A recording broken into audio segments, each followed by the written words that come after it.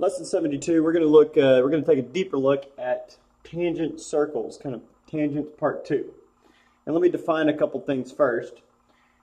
A tangent line to a circle is where the line intersects the circle at exactly one point. All right, I drew it as best as I could, but it only intersects the circle at one point. So this right here, what we have is called external common tangents. Notice the lines do not intersect in between the circles compared to internal common tangents. Intersect in between the circles. All these lines intersect the circles at only one point. And then you have also two types of tangent circles. You have internal or internally tangent circles, where you have two circles within each other, and that's a great looking circle. Then you have external or externally tangent circles, where they are right next to each other and meet at exactly one point. So those are a couple definitions. Now let's just look at the math on these.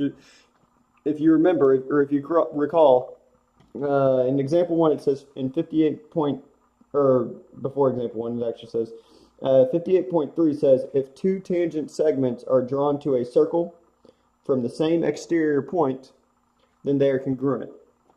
So looking at example 1, we have two we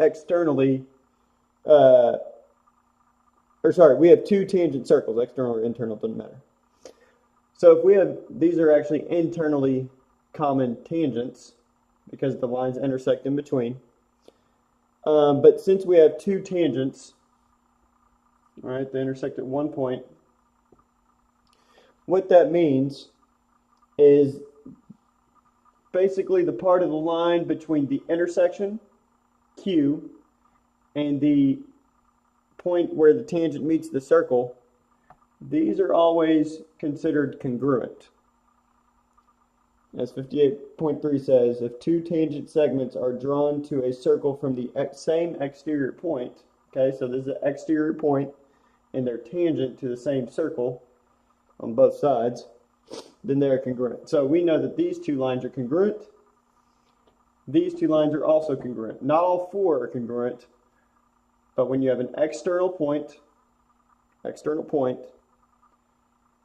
that has two tangents from the same circle, they're congruent. So if we're solving this problem, x and 12, obviously the math here is going to be easy, but x and 12 are the two lines, so we know automatically that 12 equals x, and if we're finding qn, then qn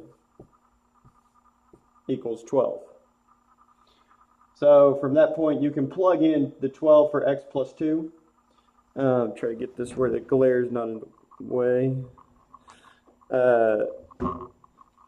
From here you have 2x minus 10 and x plus 2. Well, you know these are equal to each other.